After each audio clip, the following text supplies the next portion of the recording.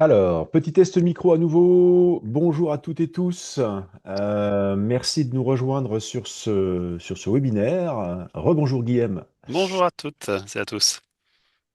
Voilà, donc on va prendre une petite heure pour vous parler mobilité décarbonée avec Guillaume. Ce que je vous propose, c'est que là, je pense que donc la plupart des participants nous ont déjà rejoints. Si c'est OK pour toi, Guillaume, on va démarrer. Allez, Alors c'est parti. Donc on va déjà se présenter. Je vais prendre la main puisque c'est moi qui vais présenter la première partie de ce webinaire. Donc je suis Christophe Péné-Jacob, je suis coordinateur national de la fresque de la mobilité. C'est marqué sur slide.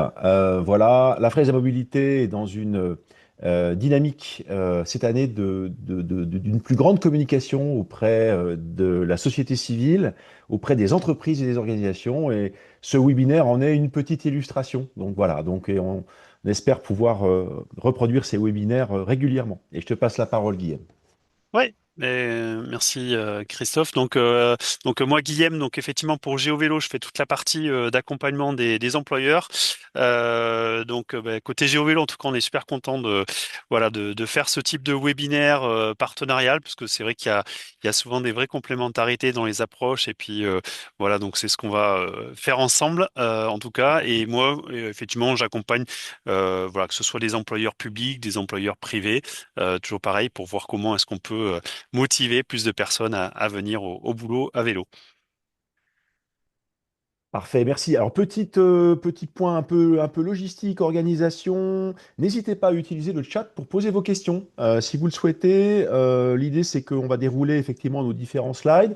Et puis, il y aura bien sûr une séance de questions-réponses à la fin. On reprendra vos questions dans le chat et on pourra y répondre, Guillaume et moi, on espère. Et ce qu'on vous propose, c'est aussi réserver cette partie à la fin des présentations pour pouvoir poser toutes les questions que vous souhaitez en levant la petite main hein, dans Zoom pour qu'on puisse vous adresser, pour qu'on puisse vous passer la parole. Voilà, donc ces présentations étant faites, on va démarrer on va aller directement dans le vif du sujet. Ce qu'on va vous présenter à la Fraîche Immobilité, on aime bien hein, les ordres de grandeur, on aime bien présenter des statistiques, on en a beaucoup. On en délivre quelques-unes dans nos ateliers de la Fraîche Mobilité. Et là, on a voulu faire un focus sur l'évolution de notre mobilité, nous Français, depuis maintenant 2 siècles. Le graphique que vous voyez sur l'écran vous présente la part en temps de déplacement, en pourcentage, des différents modes de mobilité que nous avons eus et que nous avons toujours à notre disposition.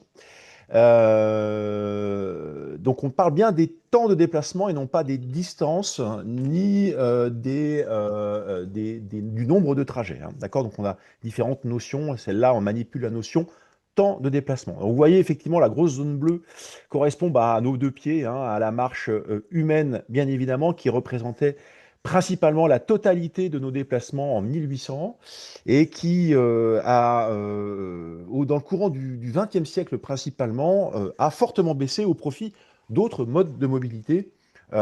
Et vous voyez effectivement que cette marche reste quand même présente encore aujourd'hui. Alors les chiffres s'arrêtent en 2017, mais on peut les prolonger un tout petit peu. De l'ordre de 20% de nos déplacements se font encore effectivement en temps de marche. D'accord? Alors, vous voyez cette grosse tache jaune-orange, plutôt orange, qui a fortement augmenté à partir des années 40-50. Naturellement, c'est la place de la voiture, et notamment la voiture thermique, qui représente aujourd'hui la plupart de notre temps de déplacement sur l'ensemble de nos déplacements.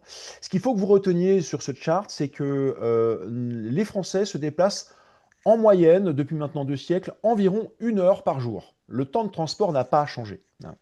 En revanche, bien sûr, grâce à l'arrivée des énergies fossiles, qu'on peut aussi qualifier d'énergie facile, on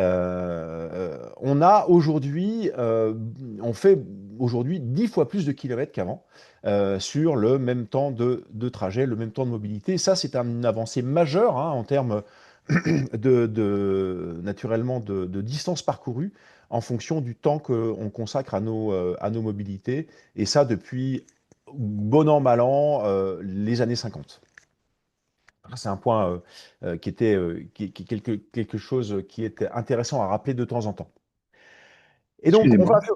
Oui. je ne vois pas le partage d'écran, le seul, simplement être sûr que tout le monde y avait bien accès. Alors, est-ce que vous voyez bien mon écran? Est-ce que tout le monde voit mon écran ou pas? Oui, oui. Ok, très bien, excusez-moi. D'accord. Donc, OK, petit check. Mais non, non, normalement, l'écran, il est disponible. J'espère que vos réglages sont bons de votre côté. Euh, donc, pour nos déplacements domicile-travail aujourd'hui, qu'est-ce que ça donne? Alors, on a aujourd'hui, on a ici présenté en fait un chart qui vous présente euh, des répartitions, pardon, des modes de mobilité, voiture, transport en commun, marche, vélo, deux roues motorisées, en fonction de la distance des trajets effectués. Et on a catégorisé ça en trois types de distances, moins de 2 km, de 2 à 5 km et plus de 5 km. Et on a ensuite été compilé toute distance. C'est la moyenne que vous voyez au-dessus. Et donc, ce qu'on constate aujourd'hui, c'est que le vélo n'est utilisé que par 2,2% de la population pour les trajets domicile-travail. Ça, c'est les éléments de la partie haute, toute distance. C'est donc le vélo, vous le voyez, c'est la partie jaune que vous voyez vraiment à droite de l'écran. Et donc, cette partie jaune, ça représente que 2,2%. Donc, sur l'ensemble des modes de mobilité utilisés. Pour les trajets de moins de 2 km, on passe à 5%. D'accord? Donc on double à peu près le temps de transport, enfin la population qui utilise effectivement le vélo. Et enfin, donc un point important, c'est qu'on a encore 53% des Français qui sont en emploi, qui parcourent des trajets domicile-travail de moins de 2 km en voiture. Donc ça, c'est quelque chose qui est également assez important. Donc c'est le fameux 52,9, on l'a arrondi à 53%. Donc vous voyez qu'il y a encore de la marge pour augmenter la part des mobilités douces dans des trajets qui sont plutôt des trajets courts, puisqu'en fait, moins de 2 km pour une personne qui n'a pas de difficulté de marche ou de pédalage, entre guillemets, de vélo, ça se fait en 10 ou 20 minutes. Voilà, donc ça, c'était les points importants qu'il fallait également vous signaler. Donc ces sources-là, hein, c'est des sources INSEE, un recensement de la population 2017. On attend la mise à jour de ce recensement en 2026. Et donc, on pourra mettre à jour ces chiffres grâce au dernier recensement INSEE cette année. Là, on va faire alors, pourquoi on vous parle de tout ça? Bah, forcément, la distance de nos trajets et le mode de mobilité que nous employons pour le faire a un impact sur l'empreinte carbone des Français et sur les émissions de CO2. Donc, ce chart, je ne sais pas si vous le connaissez, c'est un chart qui est édité par l'ADEME et par MyCO2 et qui présente en fait l'impact, l'empreinte carbone moyenne par Français et par catégorie en fait de consommation. Qu'est-ce qu'on a comme empreinte quand on se déplace, quand on mange, quand on se loge, quand on consomme et quand on utilise les services publics? Vous voyez naturellement que la part la plus importante reste la part je me déplace, donc la mobilité, et c'est vraiment le sujet du jour, et c'est là-dessus qu'on va se focuser. Sur les 9,9 tonnes équivalent CO2 par personne, c'est des chiffres 2021, eh bien, les déplacements des Français représentent 2,7 tonnes, qui est en fait la part qui est d'émissions de CO2 la plus importante. C'est le cas en France, mais c'est également le cas dans la plupart des pays d'Europe, voire la totalité des pays d'Europe. Et c'est pas étonnant, puisqu'en fait, on est dans des pays à fort niveau de vie, avec la possibilité d'acquérir en fait des voitures thermiques, de se déplacer en avion. Et tout ça, ça émet beaucoup de CO2. 27% de notre empreinte carbone est due à nos déplacements. Pour tous les transports, si on y rajoute le fret, ça fait 34%. D'accord? Donc, en rajoutant tout ce qui est transport de marchandises, c'est encore une fois la part la plus importante d'émissions de CO2 en France. Et c'est une part qui continue d'augmenter. Ça, c'est un point très, très important.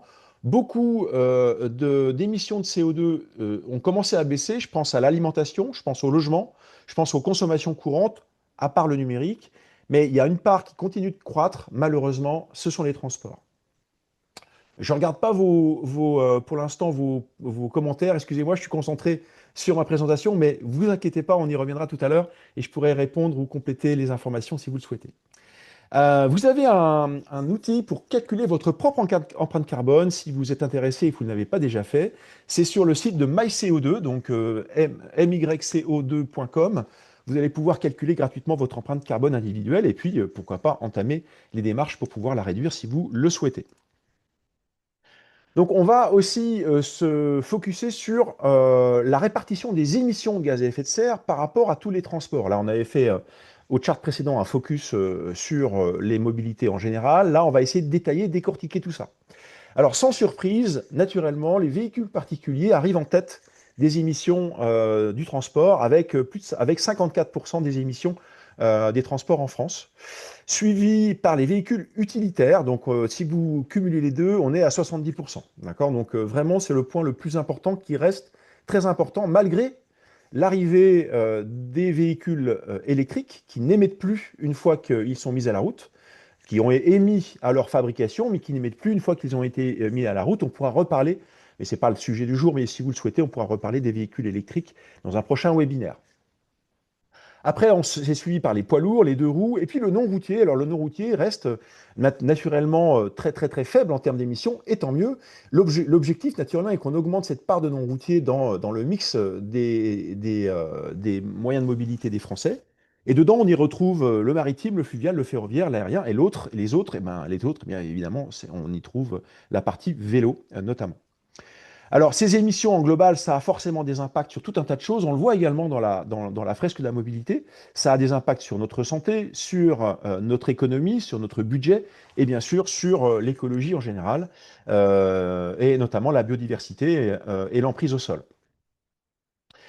Et là, on va faire un focus encore une fois sur les déplacements pour le travail parmi tous les types de déplacements. Là, c'est une étude où on a décortiqué tous les types de déplacements, par exemple des démarches administratives, les vacances, se déplacer pour faire des soins, notamment des soins médicaux, accompagner une personne, motif professionnel. Donc là, on est sur un déplacement pour aller en rendez-vous client, par exemple, pour aller faire ses courses, pour faire des visites à la famille et les amis, pour les loisirs, et enfin pour le travail, là on parle, et des études, là on parle des trajets pendulaires domicile-travail.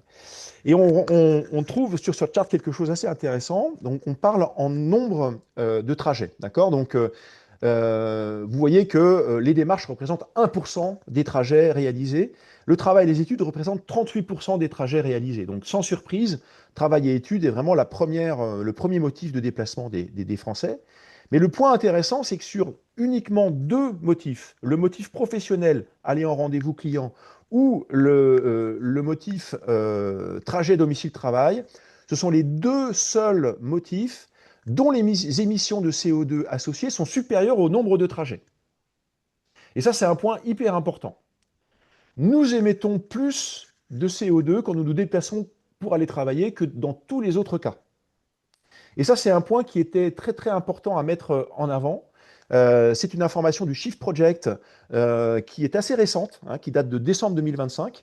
C'est un rapport qui est naturellement gratuit en ligne sur le site du Shift qui s'appelle Décarboner nos trajets du quotidien. Vous pouvez naturellement aller voir ces chiffres dans les détails si vous êtes intéressé par ces informations. Donc là encore, le point important et urgent, c'est de s'occuper effectivement, si on veut décarboner nos transports, de nos déplacements domicile-travail et de nos déplacements professionnels. Alors, on fait ça à la Frise de la mobilité. Petite présentation de nos actions. La Frise de la mobilité, c'est un atelier qui date de 2021, qui a été co-créé par les Shifters. Les Shifters, qu'est-ce que c'est? C'est une association de personnes qui appuie les travaux du Shift Project. Le Shift Project étant un think tank, donc un groupe de réflexion qui travaille sur deux sujets: la décarbonation de notre économie et la prise de conscience sur la raréfaction des ressources d'énergie fossile. D'accord? Donc ça, c'est vraiment les deux sujets du Shift qui le déclinent sur tout un tas de verticales, notamment verticale mobilité. Et donc, en 2021, les équipes des shifters et du Shift Project ont cherché un outil pour sensibiliser les populations, qu'elles soient sociétés civiles ou organisationnelles, sur la décarbonation nécessaire de la mobilité, qui est maintenant le point le plus, je dirais, urgent à faire en France, notamment, ce qui a créé effectivement cet atelier de la fresque de la mobilité. Aujourd'hui, on a dépassé 27 000 personnes sensibilisées sur cet atelier. On a une équipe de 1300 personnes animatrices partout en Europe, dont 250 personnes qui travaillent avec cette animation de fresques à titre professionnel. Et on a sensibilisé plus de 750 organisations clientes. On a mis les organisations les plus importantes et les plus connues sur ce chart pour vous donner une idée. On intervient dans les entreprises privées, publiques, mais également auprès des pouvoirs publics, des collectivités territoriales, des associations. Voilà, n'hésitez pas à faire appel à nous si vous souhaitez organiser un atelier dans votre organisation. Alors, pourquoi la frais de la mobilité est intéressante? Pour sensibiliser auprès des collaborateurs.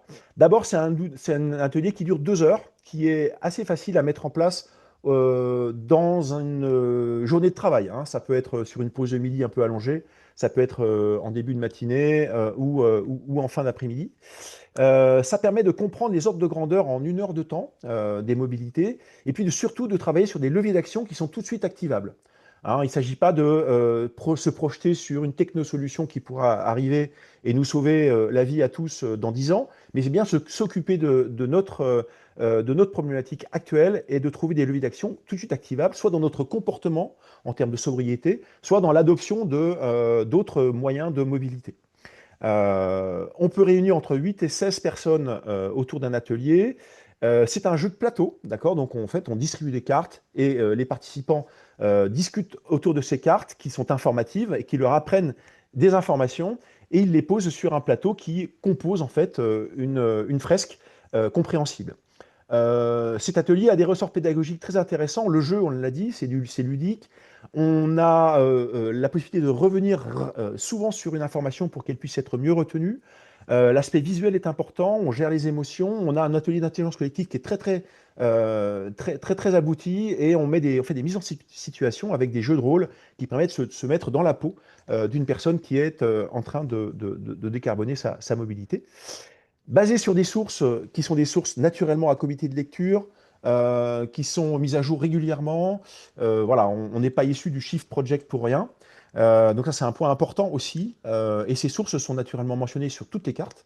Et puis, une déclinaison sur beaucoup de territoires, notamment des localisations de la fraise à mobilité en Belgique, en Suisse, au Canada, au Luxembourg, et une version européenne ainsi qu'une version internationale disponible partout, en anglais, mais également dans une dizaine d'autres langues. Voilà. Donc si vous avez des équipes internationales, il est possible également d'animer une fresque pour vos équipes. Ça peut se faire également en distanciel. Voilà, je reviens sur quelques éléments que je voulais également vous signaler, notamment un point qui est aujourd'hui absolument inévitable dans les médias, la raréfaction à venir des énergies fossiles. Le pic pétrolier est passé sur le pétrole conventionnel en 2008. Donc ça, c'est quelque chose qu'on ne sait pas forcément et qui n'est pas forcément communiqué dans les médias mainstream. Ça a été juste concomitant avec la crise financière. Donc, le pétrole conventionnel, c'est le pétrole effectivement qui est extrait sans avoir à recourir à des procédés chimiques. Et le pétrole non conventionnel, donc, va arriver à un pic dans les prochaines années, ce qui permet de projeter avec relativement de fiabilité le fait que le monde aura 2 fois moins de réserves d'énergie fossile, notamment de pétrole, en 2050 qu'aujourd'hui. Hein, c'est ça que ça veut dire. Et on ne parle même pas des problèmes géopolitiques actuels que vous connaissez tous, qui en rajoutent une couche. Le message derrière ça, c'est qu'il faut absolument, pour les pays qui dépendent à 100% d'importation d'énergie fossile comme la France, de décarboner le plus possible dans tous les secteurs de l'économie. Et c'est un peu l'objet de la stratégie nationale bas carbone, donc la SNBC, qui en est à sa 3e version et qui vise à diviser par 2 nos émissions d'ici 2030 et par 5 nos émissions d'ici 2050. Avec malheureusement aujourd'hui une réalité dans les chiffres qui ne correspond pas à la projection voulue. Donc en fait, une urgence également pour pouvoir renouer entre guillemets avec la projection et tenter d'atteindre effectivement notre zéro émission nette en France en 2050. Et voilà, donc j'en ai terminé. Alors il y a un dernier slide. Donc là, vous voyez ici, pardon, c'est en fait la répartition sur un chart des modes de mobilité en ordonnée des distances et en abscisse des flux de déplacement. Vous voyez la part importante de la voiture et de l'avion pour des trajets entre 1 et 1000 km pour la voiture et au-delà de 1000 km pour l'avion.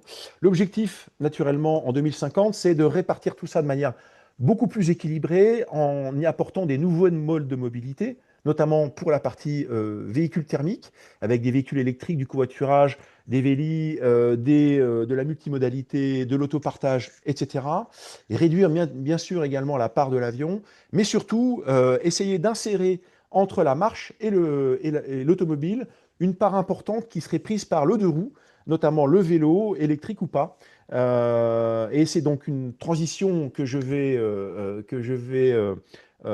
passer à Guillaume, qui va vous parler maintenant, effectivement, bah, des actions que GeoVélo mène autour de la promotion du vélo, notamment en entreprise, également de toutes les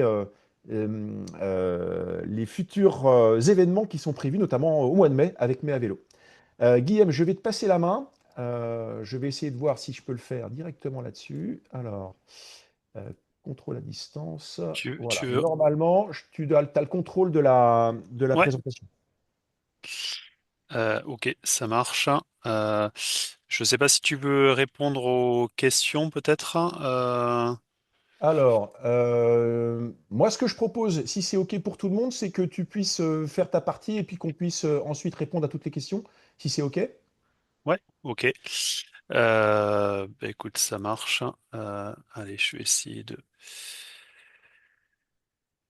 Clac, clac, clac. Ou alors sinon, écoute, je vais partager peut-être directement sur mon écran. Ça va être Alors, peut-être j'arrête le plus. partage et je te laisse le partager. Ça marche. Ouais, ça marche. Hop, comme ça va être plus simple. Allez, parfait. Donc, normalement, vous voyez bien mon écran. Parfait. Allez, super. Bah, écoute, merci en tout cas Christophe pour voilà, un petit peu sur ces données. Effectivement, le transport c'est le premier émetteur voilà de gaz à effet de serre et donc le travail c'est fait voilà partie des premières nécessités, enfin en tout cas des besoins de déplacement. Donc je sais qu'il y avait pas mal de questions là-dessus dans le chat. On pourra y revenir sur voilà pourquoi effectivement c'est le travail qui émet le plus. Nous, GeoVélo, l'idée, bah, ça va être de travailler justement avec les employeurs, donc tant publics comme privés, pour faire en sorte bah, de développer un peu plus le vélo, hein. On voyait la petite barre jaune qui effectivement est pas très importante. On est voilà entre 2-3%. Alors même sur les tout derniers chiffres, on parle de 3,5% voilà de part modale, hein, avec des fortes disparités avec les territoires. Mais il y a encore du boulot par rapport à des parts modales à 15, 20, 25%, voilà, aux Pays-Bas ou voilà, dans d'autres pays un peu plus au nord où il fait pas forcément plus beau, mais en tout cas, c'est effectivement l'aménagement du territoire a été beaucoup mieux pensé pour le vélo. Et donc nous, l'idée, voilà, c'est à la fois de rassurer le cycliste en fait pour le conseiller sur l'itinéraire le plus sécurisé pour se déplacer, hein. On a été primé par la sécurité routière là-dessus.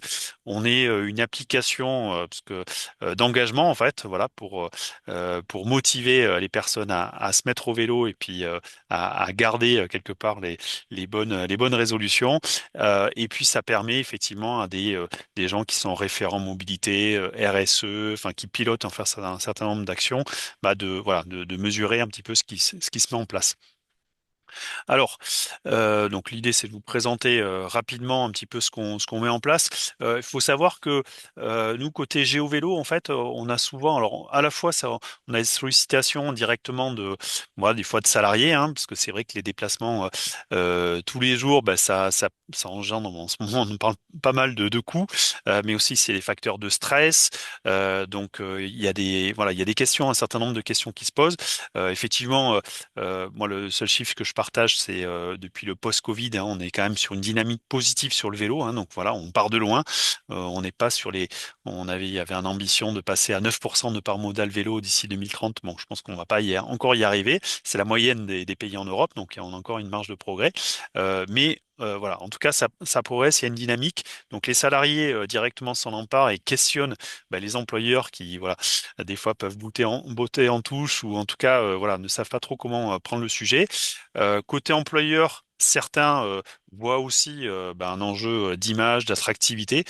Quand à chaque fois qu'ils veulent recruter des nouvelles personnes, on leur dit qu'est-ce que vous faites sur le vélo et que voilà que le référent RH il a pas grand-chose à dire. Il dit tiens ça pourrait être quand même intéressant de d'avoir une politique là-dessus. Et puis il y a des obligations aussi pour les employeurs. Alors notamment les plus de 500 personnes, ils ont obligation de faire un bilan carbone et donc de regarder ce que pèse la mobilité dans des secteurs comme les banques ou assurances. Ça peut être, c'est souvent plus de la moitié de leur bilan carbone qui est lié au déplacement des collaborateurs. Et puis certains, voilà, se mettent dans ce qu'on appelle des plans de mobilité, mettre en place le forfait mobilité durable. Voilà, donc un certain nombre d'actions, en tout cas que les employeurs mettent en place et là où on va être sollicité.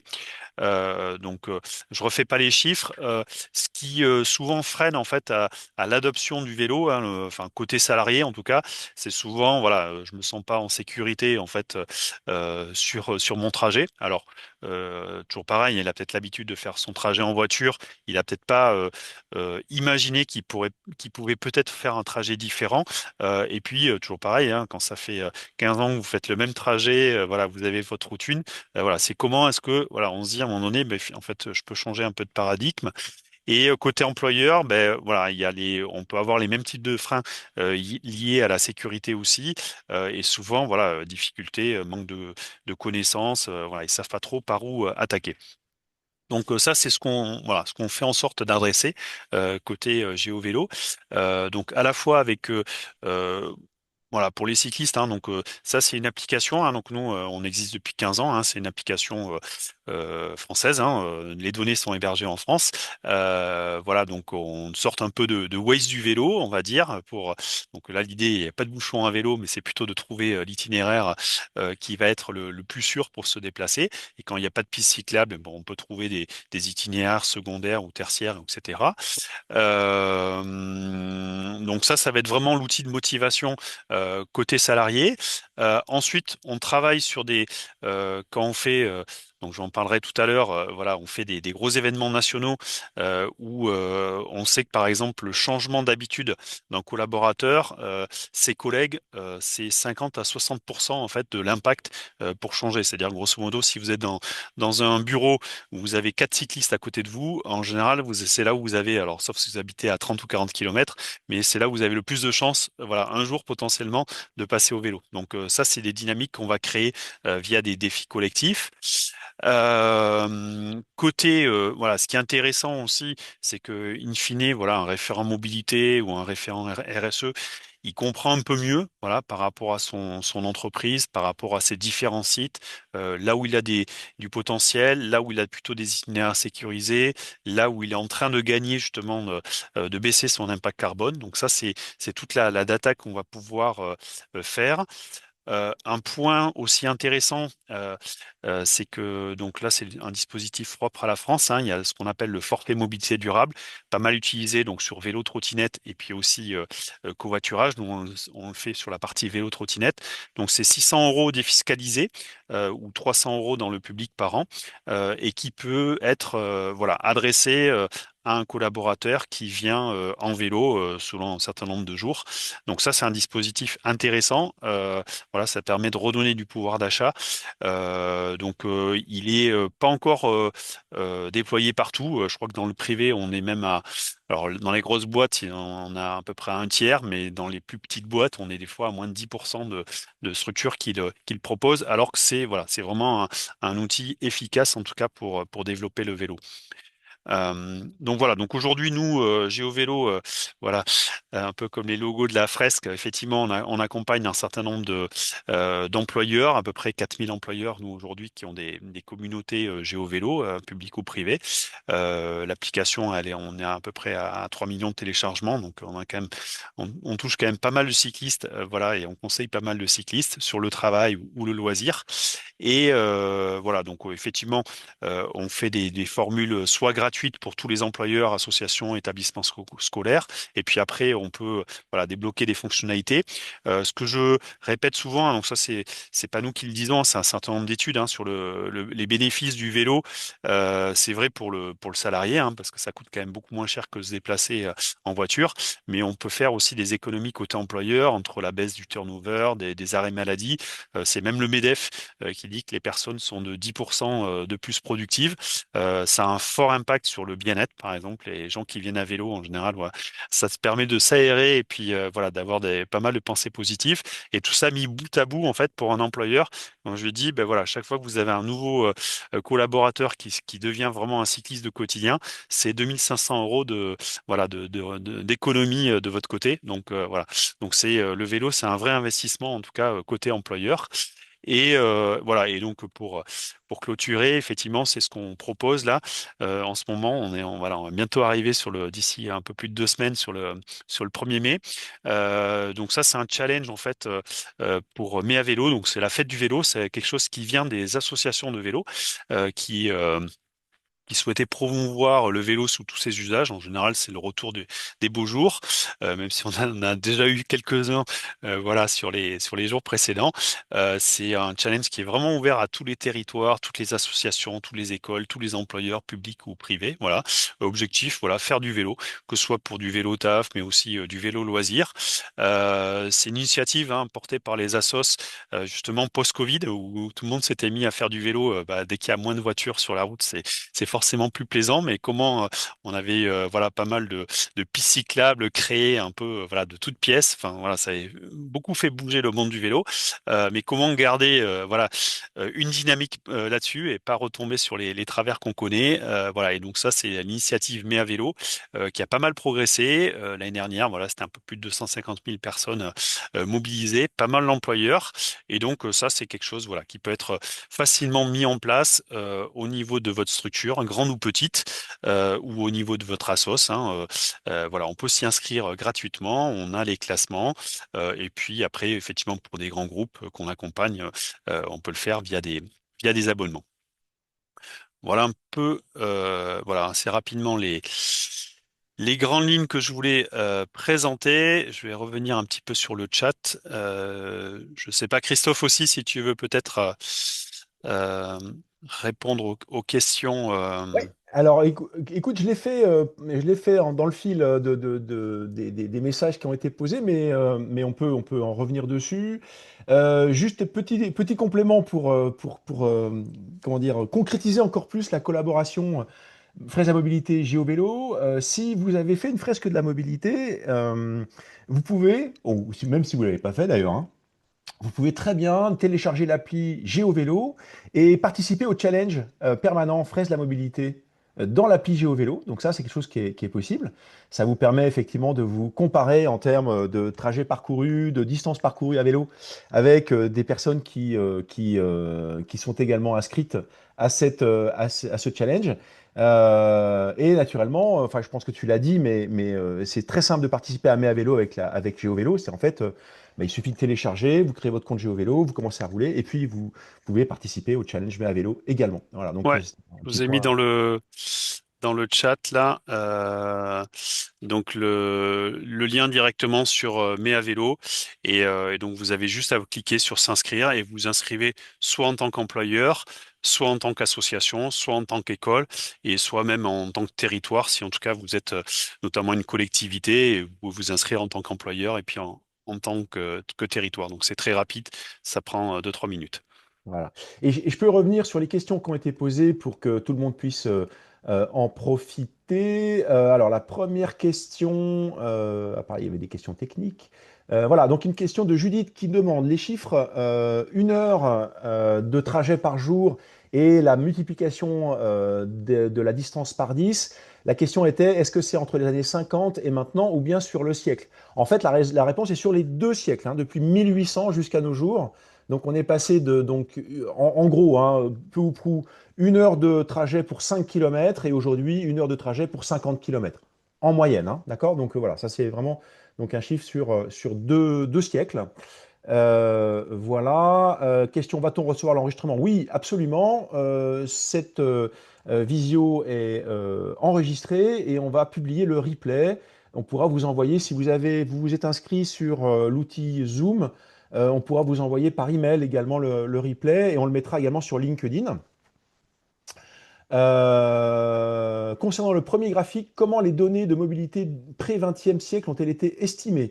Alors, pour ma part, je suis incapable de vous répondre en direct. Par contre, je vous renvoie à l'excellente thèse d'Aurélien Bigot, qui est la personne qui a travaillé sur ce sujet et dont on a réutilisé donc un slide. Aurélien fait partie du comité scientifique de la fresque de la mobilité. Il collabore également au Shift Project. Je vous ai mis le lien sur sa thèse directement pour que vous puissiez aller voir effectivement les éléments qu'il a utilisés pour ses études.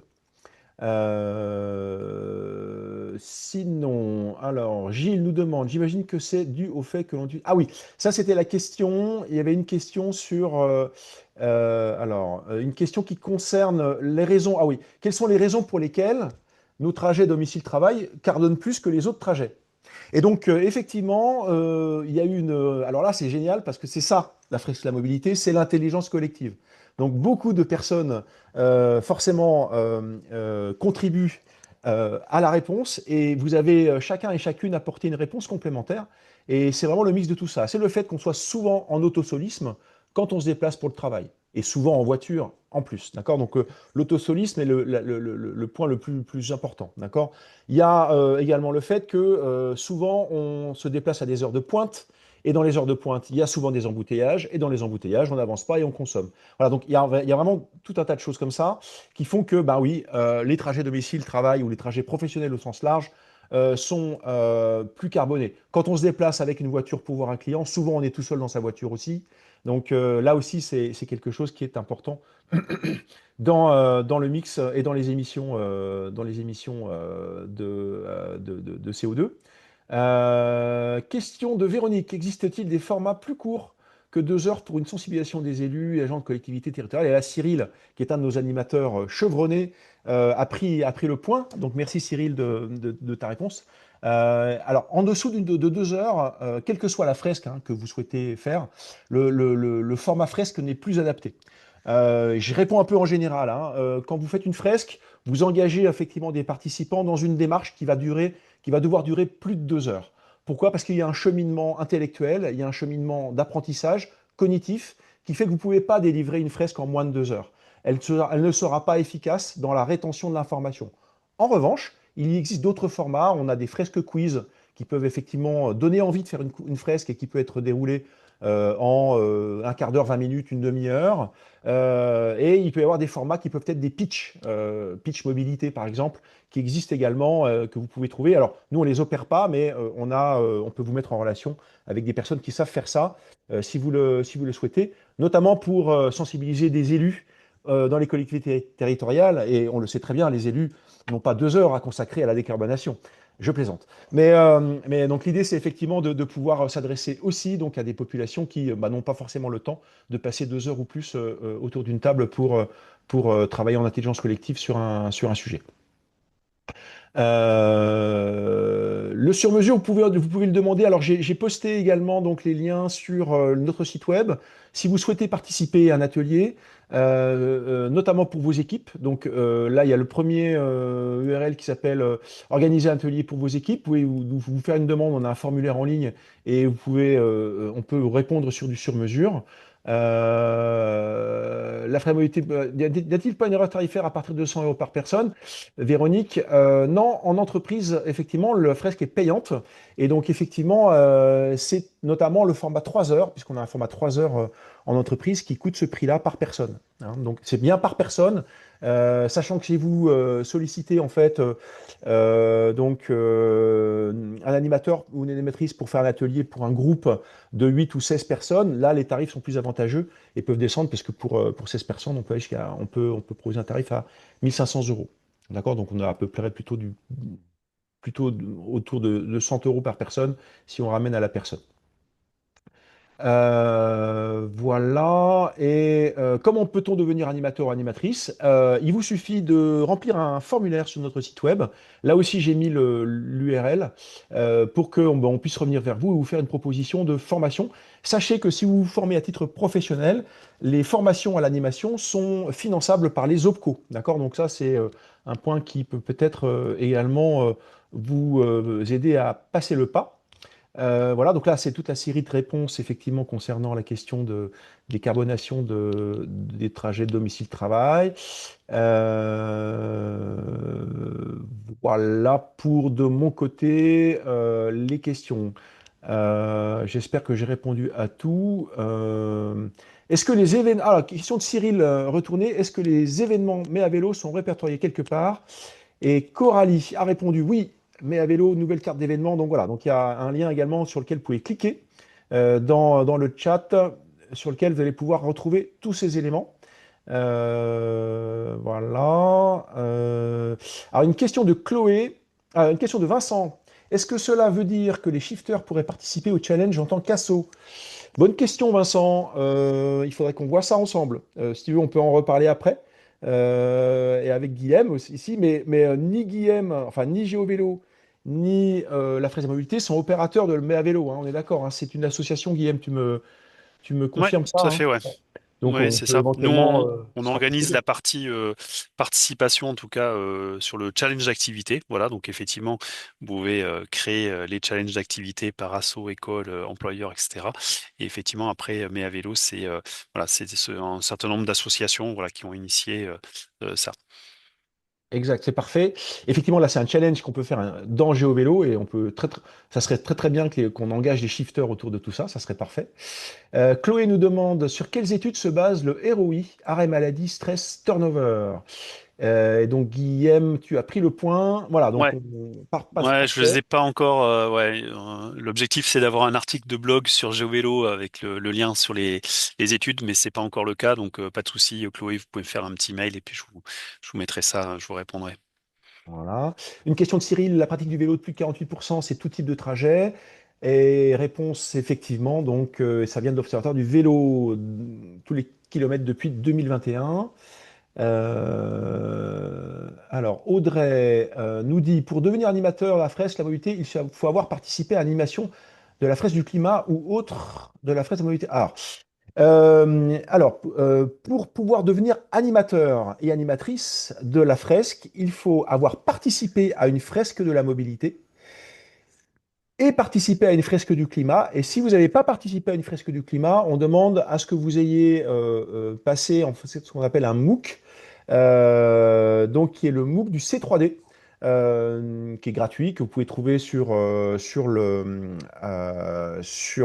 site web. Mais tout est expliqué, hein. Quand vous vous inscrivez à une formation, on vous explique, il y a une fiche pédagogique qui est détaillée, qui vous permet de savoir quels sont les prérequis.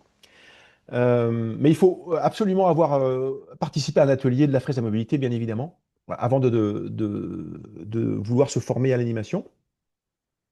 Donc pour Perrine, hein, donc voilà, j'ai donné l'URL pour pouvoir se connecter pour devenir animateur, animatrice. Véronique, finançable par le plan de formation dans le public. Alors, dans le public, je ne sais pas. Je n'ai absolument pas l'information. Je pense pas. À moins que ça rentre dans les critères Calliope, et auquel cas, voilà. Mais ce que je vous recommande de faire dans ces cas-là, c'est que vous posez la question quand vous faites vos demandes sur le site web. Et donc, on a une équipe qui est spécialisée là-dessus, en financement, qui pourra vous répondre. Voilà. Et Loïc nous pose une question pour Guillaume. Dans les classements mais à vélo, les résultats sont-ils mis à l'échelle de la taille des entreprises participantes? Autrement dit, une entreprise de 100 personnes ayant 80 participants a-t-elle une chance de remporter le challenge face à une entreprise de 80 000 salariés ayant 800 cyclistes participants? Très bonne question. Je laisse Ouais. Guillaume répondre. Ouais, effectivement, on a alors à la fois on a des classements par taille, c'est-à-dire effectivement les plus de 2000 personnes, les moins de 500, etc. Donc ça c'est un classement qui est affiché. Et puis également on a les moyennes par participant actif. Voilà, donc là ça permet de mettre tout le monde sur un même pied d'égalité. Donc ouais, donc c'est possible de filtrer. Et puis pareil, si vous participez, vous pouvez filtrer sur votre région, vous pouvez filtrer sur votre métropole, sur votre département pour voir, voilà, comment vous situez par rapport aux autres employeurs, mettons, du territoire?